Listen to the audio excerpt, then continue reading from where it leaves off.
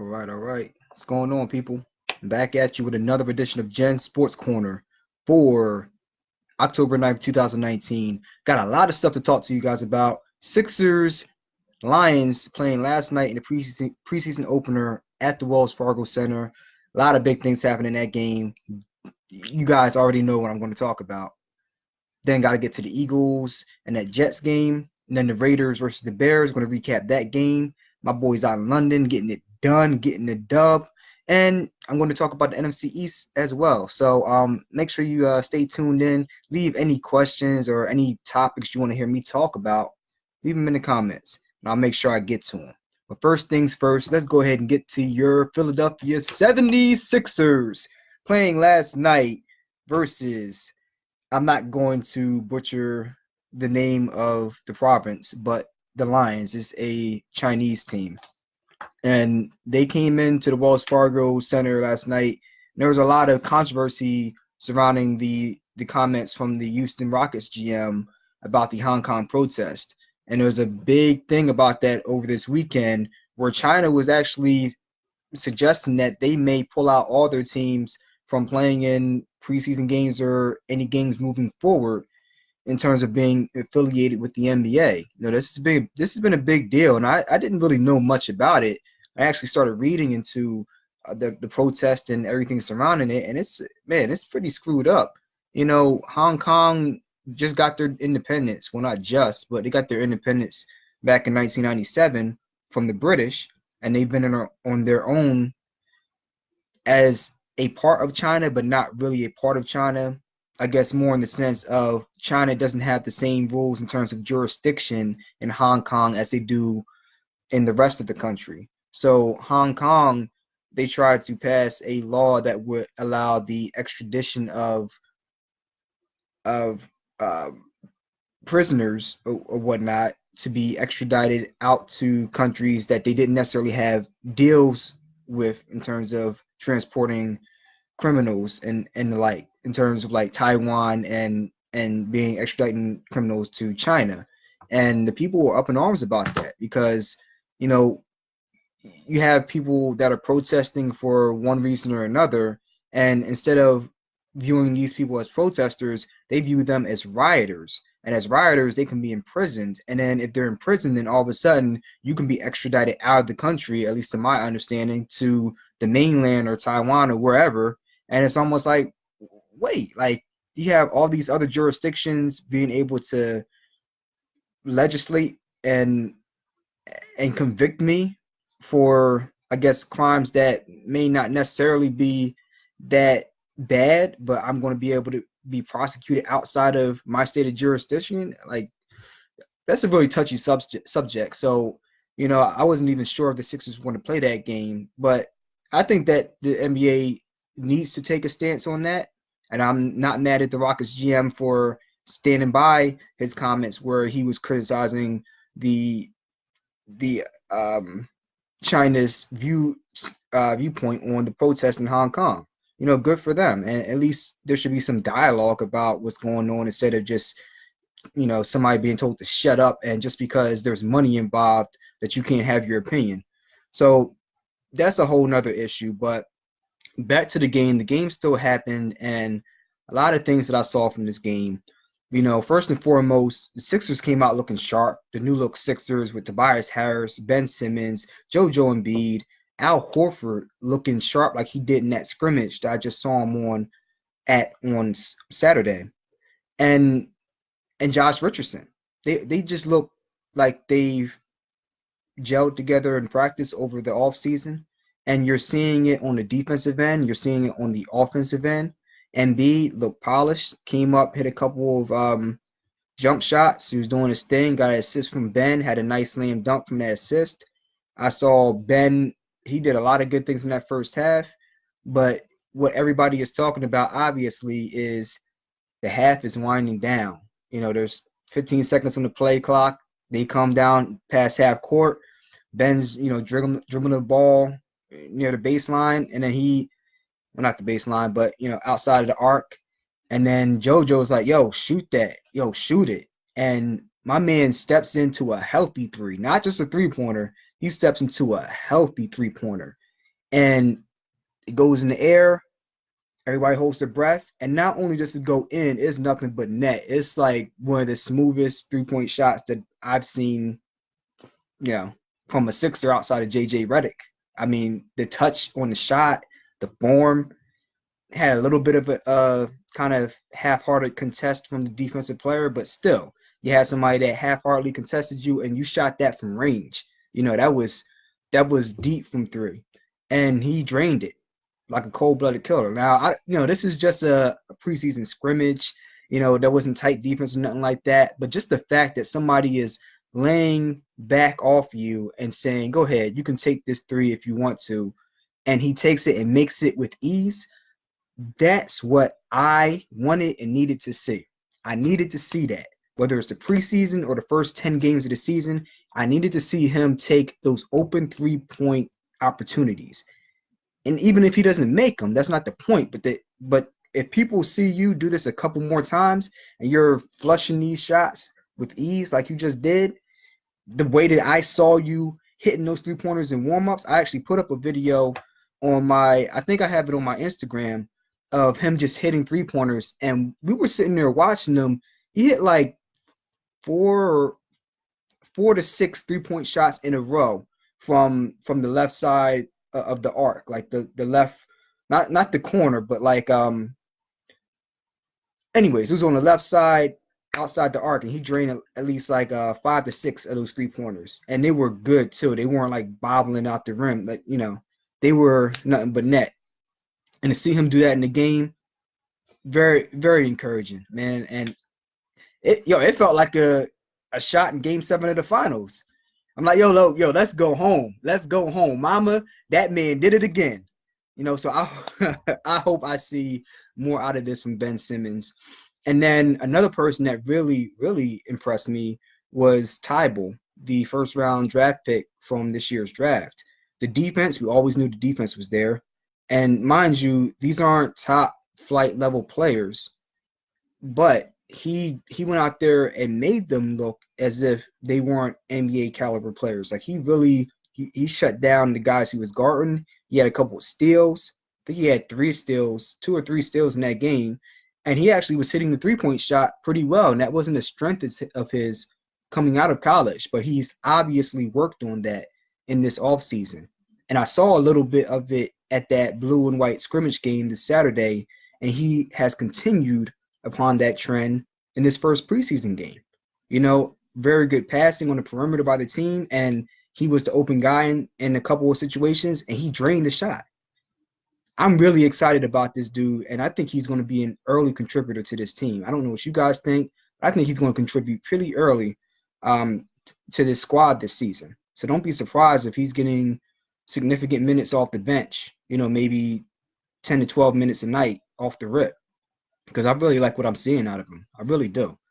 Tybal and Simmons were the two that stood out for me. And B did exactly what he's supposed to do. Al Horford hit, I remember one series he hit a 3-pointer. He was the open guy. The spacing was good. They passed it out to him at the top of the arc, right down the middle, just drained a 3-pointer. He looked just like he did with the Celtics. And it was just like, that's what he brings, man.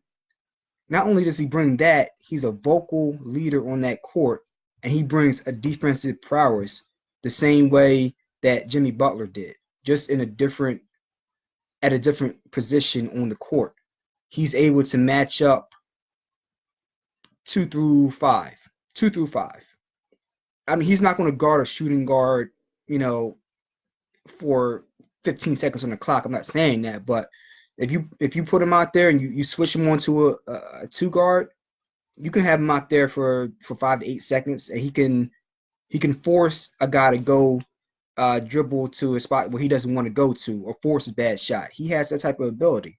So, telling you, this Sixers team, I'm liking what I'm seeing so far. I'm very encouraged by what I'm seeing so far, and I'm excited. I've never gave a rat's ass about the preseason in terms of basketball until this year. And just seeing what I saw at that scrimmage game, it made me excited to see what they're going to do this preseason game, Just like Mark Zumoff says, get excited. I'm hyped, man. I'm ready. I'm ready for this, man. So I'm looking forward to going to some games before the season starts. I believe on the 22nd. So with that being said, that's my thoughts on the Sixers preseason game. Ben Simmons is one of the best 3-point shooters in NBA history. He is 100% from the field. Don't forget that. But that being said, let me switch this over to recap the Eagles Jets game. And there's not too much to say about this outside of the fact that the Jets got their heads kicked in. But there are some things that I took away from this that a lot of Eagles fans took away from this. And that was the defense, obviously. 10 sacks. I think that tied a team record for most sacks in the game. 10 sacks. Brandon Grant had 3 of them. Orlando Scandrick had 1. And on that one, he might have had a couple, but he had one where he ripped the ball away from Luke Falk. He took that joint to the end zone. I mean, they had no way of protecting these quarterbacks in that game. The line is trash. They don't have Sam Darnold, so they're not worried about anybody passing on them, whether it be the Eagles or any other team. They're not able to properly utilize Robbie Anderson because they don't have a competent quarterback in there right now who has any amount of time. So the defense did what they were supposed to, which was the most important thing. You know, a lot of times you go up against a bad team with a bad line, like we did against Washington, and we weren't able to do squat. I don't even think we had a sack in that game, and they didn't have Trent Williams, and they had another guy out, but they were still able to not give up a sack to this Eagles defensive line when we had Malik Jackson healthy before the injury, you know, with the healthy Derek Barnett, with the healthy Brandon Graham, with the healthy Fletcher Cox. That's the issue. And then you fast forward to this Jets game, another sad, sorry team. But this time, not only do you get to the quarterback, I mean, the game was over by the end of the second quarter. I mean, the defense was that crazy on their ass. Nate Gary had a pick 6. A lot of good things from the defense. Some of the things I didn't like was from the offense. And that was the story of the game. You win 31-6, but when you listen to the radio or to the post-game press conferences, it felt like a loss, even though we blew the team out, at least from the offensive players. You listen to Doug Peterson, listen to Carson Wentz talk about that game, they weren't very happy. They weren't very happy. And I had a couple of notes on this. One, the offense really ran through the run game. Jordan Howard had another very good game. Miles Sanders had one play here or there, but not consistent enough. The receiving game, not consistent enough. Carson Wentz had, I think, a $180 through the air. He played a solid game, but nothing spectacular. I don't think he threw an interception, but still, I mean, it like Derek Carr's game, which I'll get to as well. He had a similar game to Derek Carr. Nothing special, but he did what he needed to do. But this offense looks completely different without a deep threat. Now, you're talking about a defense for the Jets that has C.J. Mosley out, and that is pretty much the anchor of their defense. Him at middle linebacker, he makes or he breaks that defense and what they can do in terms of bringing pressure, having integrity in the back 7. He makes that defense. As soon as he went out in that week 1 game against the Bills, which they were winning pretty easily until the point he went out. After he went out, they weren't the same. Jamal Adams at safety, he's a real one. Outside of that, they have absolutely zero. So I was a little bit discouraged to see that the Eagles were not able to be as explosive as you would have liked them to be against this hobbled Jets defense. You know, Nelson Aguilar, man, they've lost so much faith and confidence in him. You can see that they're scheming him out of the game plan. Like, it's either that he's not on the field for a high percentage of the plays, or even when he's on the field, Carson just isn't looking towards him. And, you know, it's because you drop the ball. It's because you have inopportune fumbles, or should I say fumbles at inopportune times. That you see the Eagles coming out when Deshaun's not in there, they come out in a lot of 12 personnel, which is 1 running back, 2 tight ends. They are really focusing on using Zach Ertz and Dallas Goedert as the 2 main prongs in their attack. Alshon Jeffrey, I would like to see Carson Wentz, and if there's one criticism I have on him is that he doesn't know how to throw to a spot and let a guy go up and get it.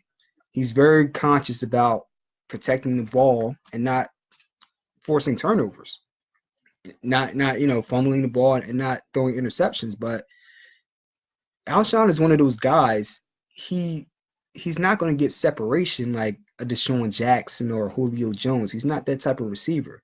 He's the type of guy that you throw it up and you let him do his thing like LeBron James and high point the ball and just straight up moss people. That's his strength. That's what he does. Like Wentz is going to have to build that type of chemistry with Alshon Jeffrey. We saw Nick Foles. One thing he was good at was that he understood this is your strength. I'm going to play to your strength. I'm going to put trust in you. If I throw this ball up to you, that you'll come down with it. And that it takes a certain level of trust and a certain level of chemistry.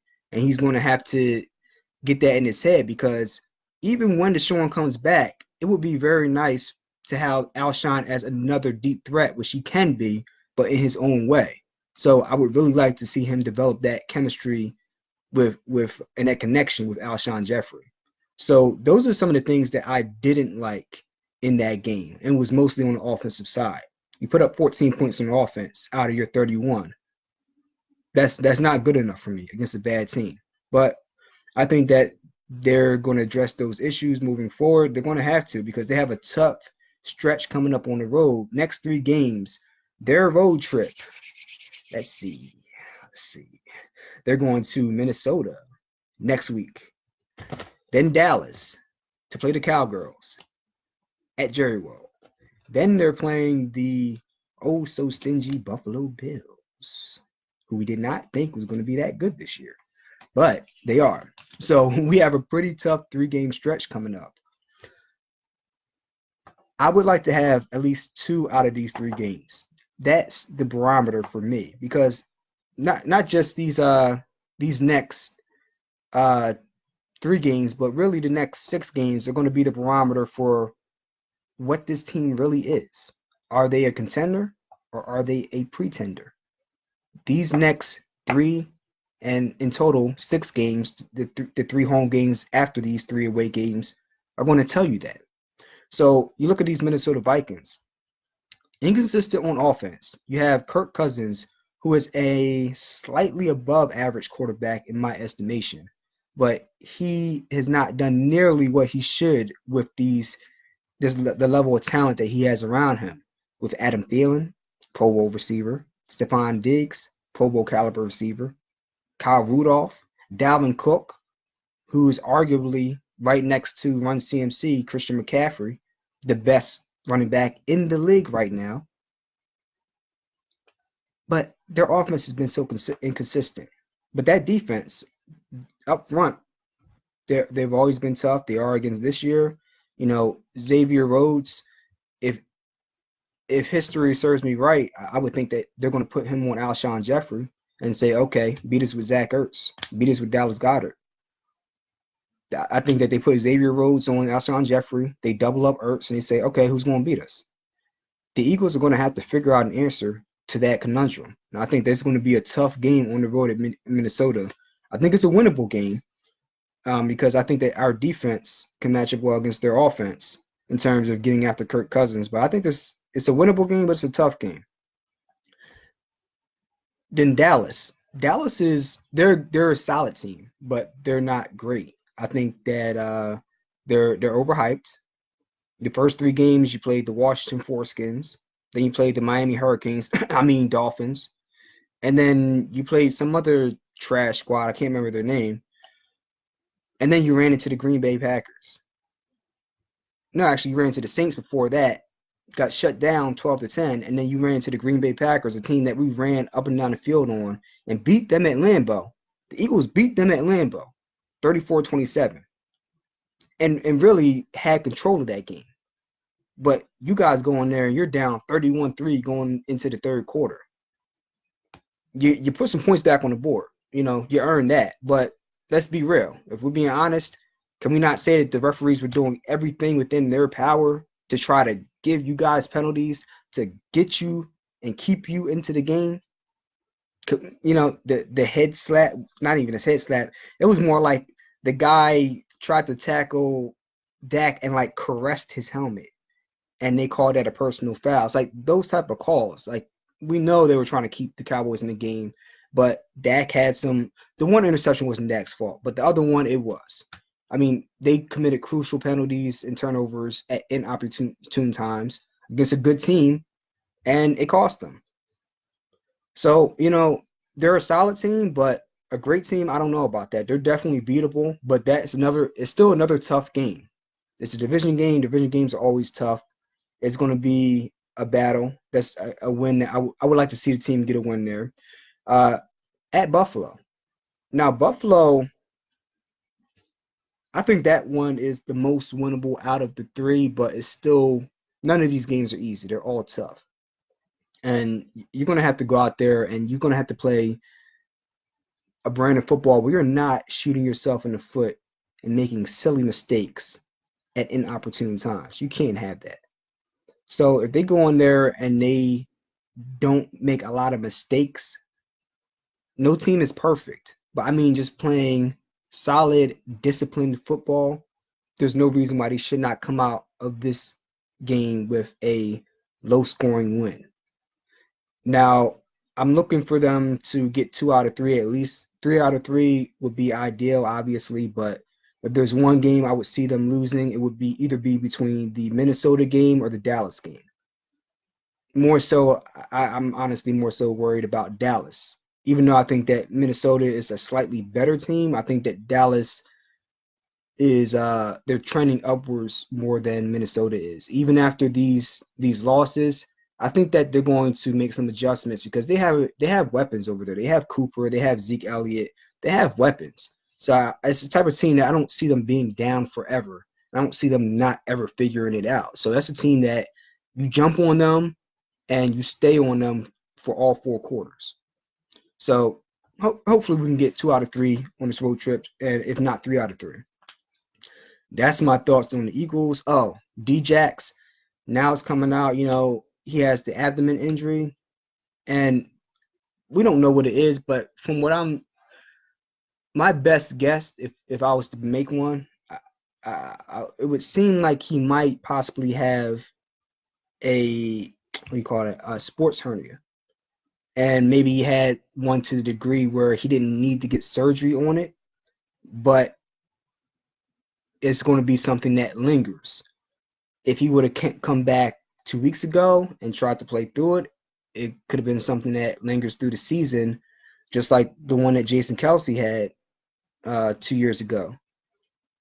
And he eventually had to get surgery for it. Or if you wait till if you get surgery now and you're done for the year, then you guarantee that you'll be fine by next year. Or third option, you wait till week 9, let it heal up as much as you can to the point where maybe you won't damage it to the point where you can't play anymore, and it becomes more of a pain threat, what your threshold for pain is, as opposed to injuring it to the extent that you can't play anymore, and you just ride out through the pain for the rest of the year. I think this is just my guess. I'm not a doctor. I don't know.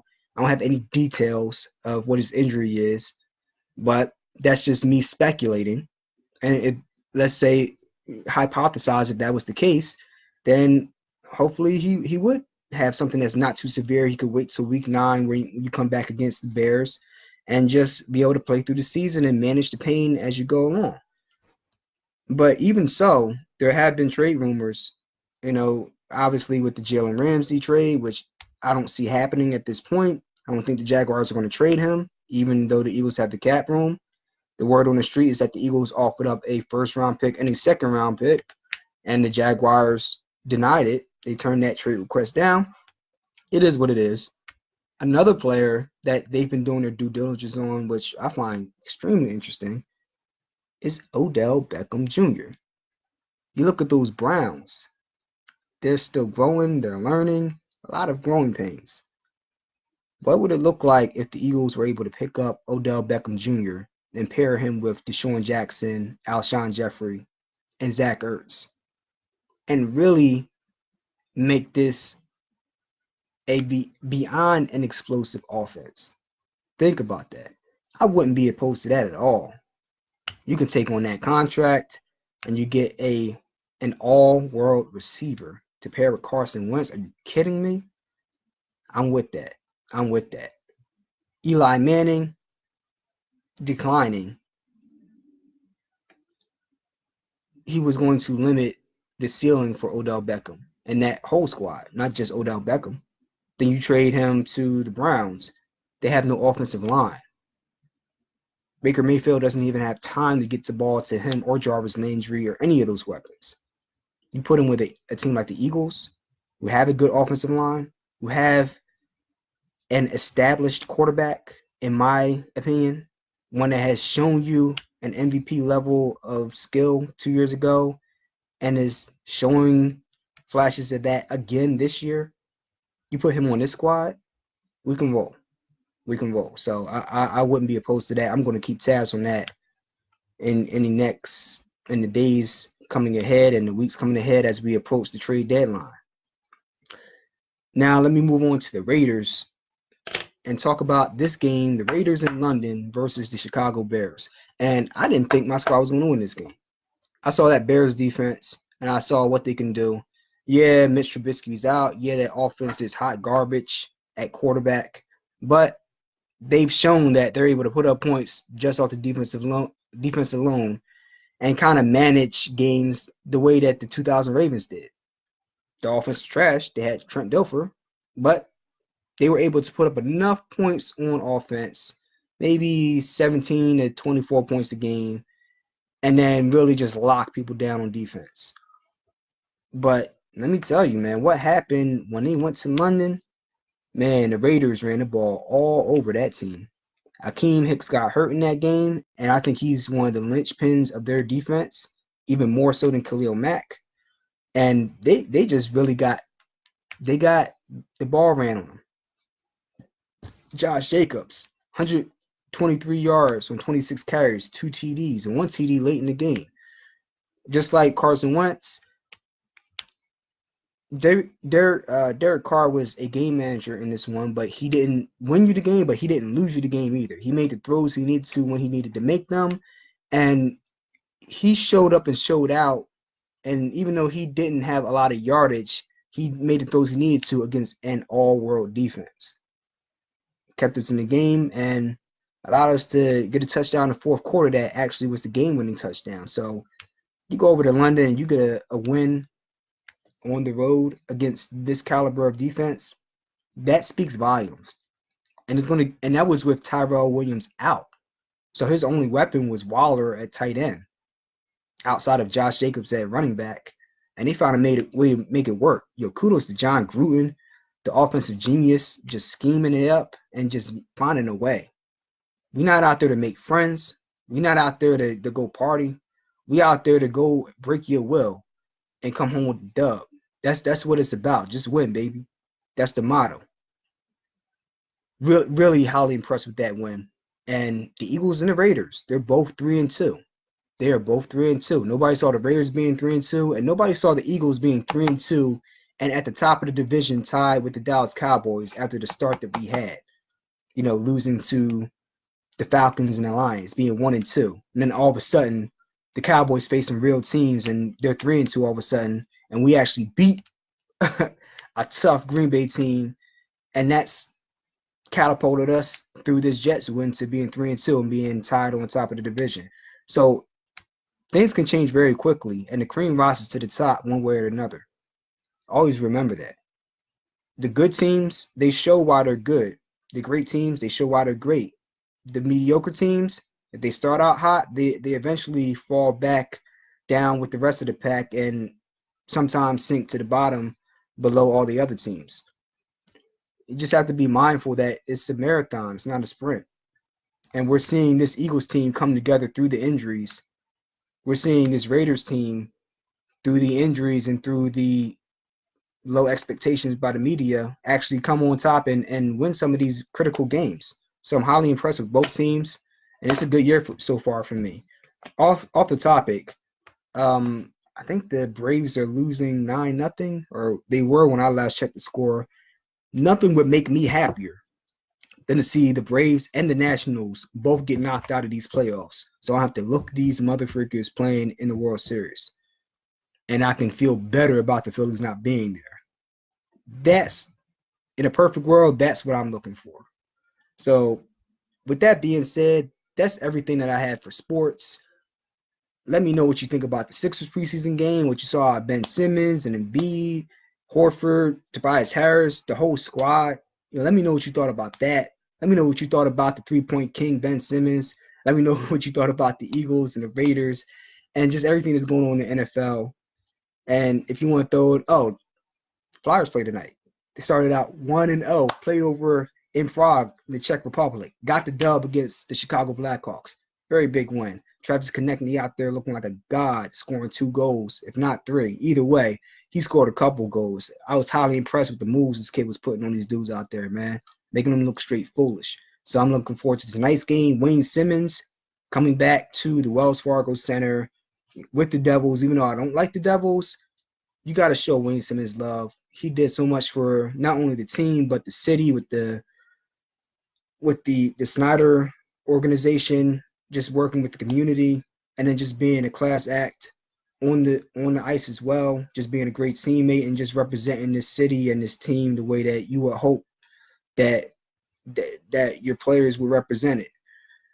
So, kudos to him, and I'm looking forward to that game tonight. So that's it for now. Thanks for tuning in. I wanted to do this podcast tonight since we didn't have one last night for Playmakers Radio. We do that every Tuesday, 7 to 9. Make sure you tune in. We didn't do that last night, so I wanted to do this podcast tonight to talk about the Sixers game. The rest of the squad, 007, Chris the Casual, they were at the game, so they have footage up on the Playmakers Radio YouTube channel. Make sure you check that out. Have had exclusive in-depth footage and highlights, so make sure you check that out. And I'll be doing my podcast on Sunday as well, as usual, 11 a.m. Eastern Standard Time, 8 a.m. Pacific Time. I might move it up to 12 just so it's easier for people on the West Coast, but for now I'm just going to do it at 11 so it's not too close to game time. And I'll be talking about the matchups for week 6 now for all the NFL matchups. So with that being said, thank you for tuning in. And if you have anything you want to hear about in the future that I haven't talked about, leave it in the comments below. And I love y'all. Appreciate y'all. Peace.